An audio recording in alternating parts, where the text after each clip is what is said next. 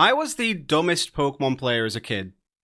I definitely approach Pokemon games in a different way now compared to when I was very young. It'd be kind of concerning if I didn't really. We did make a lot of little mistakes when we were kids, but there are some things I did while playing Pokemon games as a child that I probably should have known better than to do, and some problems I really should have known the answer to, even if I was 9 years old. So this video is just going to be me poking fun at myself, so nothing that new really. What were these witless blunders I made while playing Pokemon games? Let's take a walk. Okay, so the first dumb thing I did as a young Pokemon player was quite a common one to be fair. Charging through the game with just my starter Pokemon.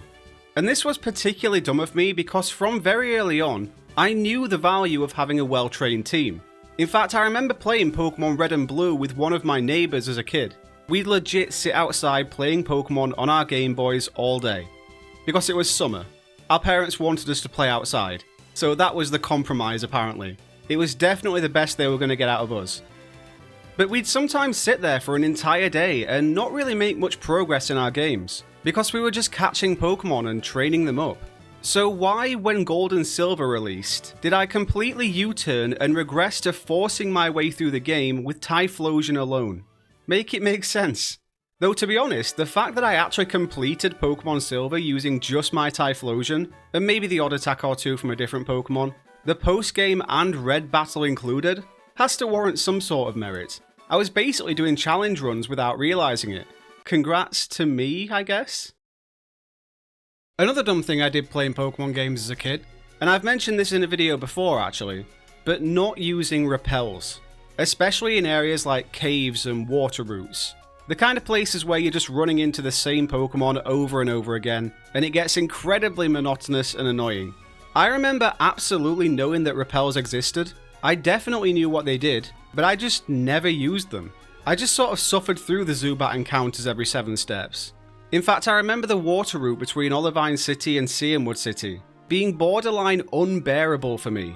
I just hated it so much, but never used repels to ease that burden. And I think at least a part of it was to do with money in older games, and how much more limited it was compared to more recent games. There aren't unlimited respawning items that you can sell for hundreds of thousands in the earlier games. You have predetermined items spread across the map, and once you've collected them, that's it.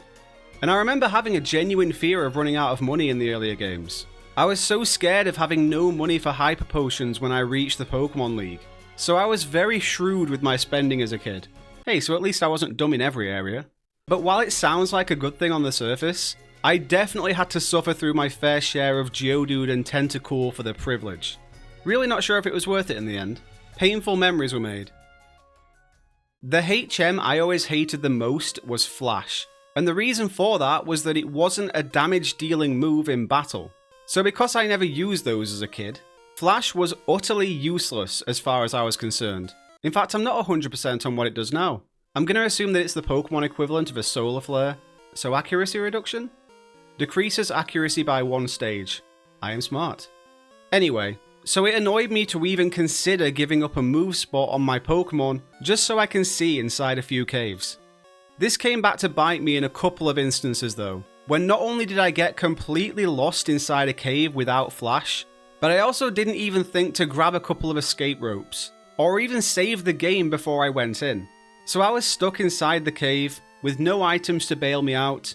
I had no idea when I last saved the game. I'd probably been playing for hours.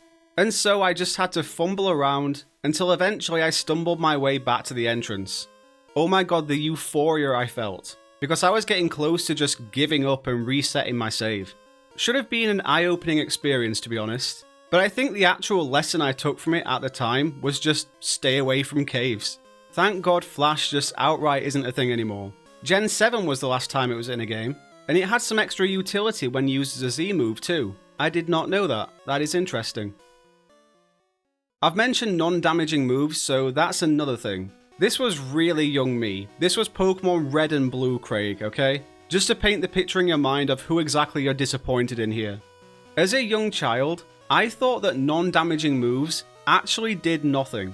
Like, I'd see Raticate using Tail Whip, and in my head I was like, you fool, what a waste of a turn. Then when Gen 2 came along, I did start to properly piece things together, when I'd get screeched and then the following move would do way more damage for some reason. It was probably a lot to do with the way I mainly consumed Pokemon. I was a huge Pokemon anime fan. That was my primary reference for pretty much everything. And because those non-damaging moves weren't widely represented in the anime, not from what I remember anyway, a sound-based move like Screech might have been used here and there, I just never gave much weight to them in the Pokemon video games. I feel like this is a super common one as well that I just didn't realise until fairly recently. Probably around the time Scarlet and Violet came out. It was that bad. I was under the impression that rock types were immune to electric type moves. Yep.